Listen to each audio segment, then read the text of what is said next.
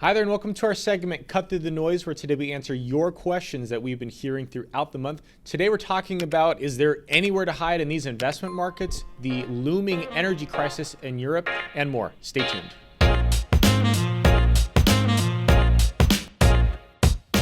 Hey there, it's Alex and Anthony from One Degree Advisors. If you're new here, we are certified financial planners that help folks with all things tax, retirement, and investment related. Anthony, let's get into it. I think it's no secret the stock market has been pretty bad so far this year. And I think the question on a lot of people's minds is like, is there anywhere to hide? Is there anywhere I can go to get some relief in these markets? Yeah, stocks and bonds certainly haven't cooperated. Often they zig and zag and provide great diversification with each other, and that's just not been the case.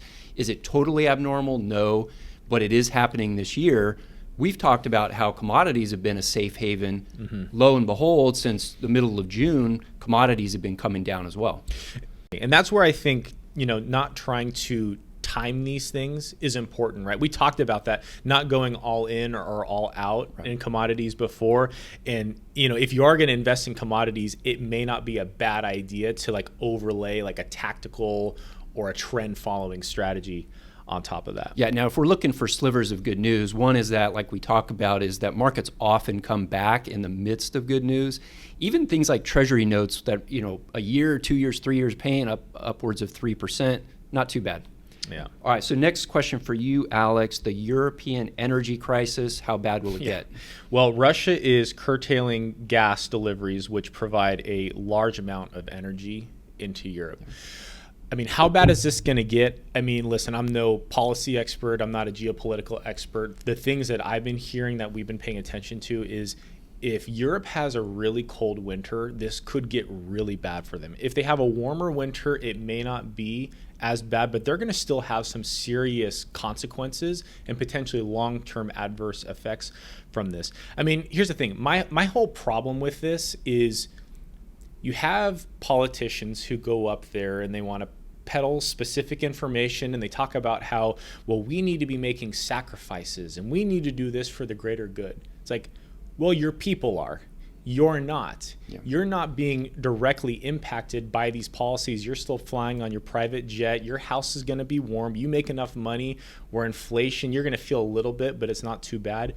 So it kind of ticks me off when I see this stuff, because really the people are going to suffer through this. You see a lot of stuff from small businesses can barely afford to pay their electric bills to stay open because energy costs are just through the roof. Yeah, I think it was going around like a bakery received a $10,000 energy bill and they're just surprised by that. It's going to be hard to stay in business. I think it was 10,000 euros, and I remember the conversion, but it is reaching parity, right? That's right. All right. The third thing here is, will student loan forgiveness increase tuition costs? We've seen a lot about this stuff ever since Biden announced they'll be relieving debt. Yeah, and we posted a video on specifically the student loan forgiveness.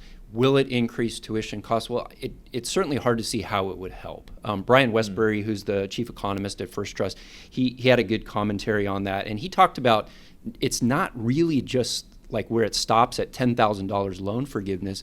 There's also a 5% cap on student loan payments compared to income. And after 20 years, student loan, then they become totally forgiven. So does this provide moral hazard where somebody goes, okay, well, I'll just make the minimum payment because that's all I have to, and then the rest of the debt is eliminated, so I'm just going to take as much debt as I can.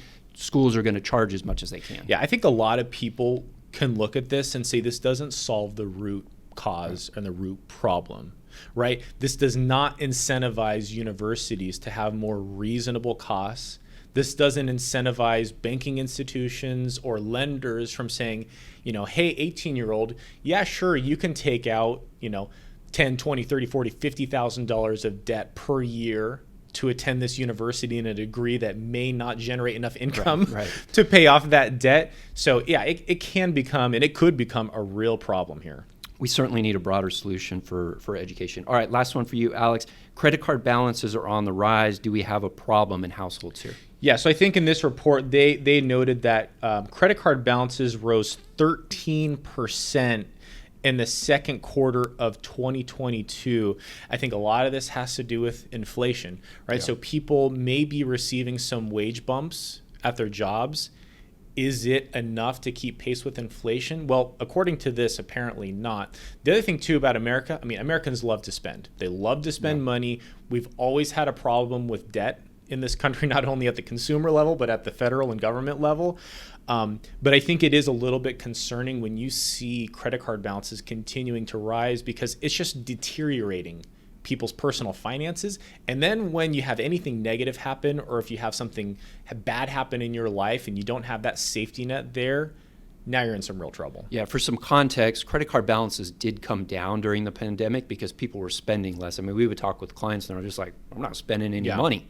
But now with inflation creeping in, you're paying more for gas, for everything else, credit card balances are going up. Yeah, so definitely keeping those credit card balances under control, staying within your means is really important right now. And now let us know what you think. There's a lot going on in the world right now. So are you staying the course with your investment plan, or are you making some big changes? Let us know your thoughts in the comments down below. And if you enjoyed today's video, please like and subscribe for more. Thanks for watching.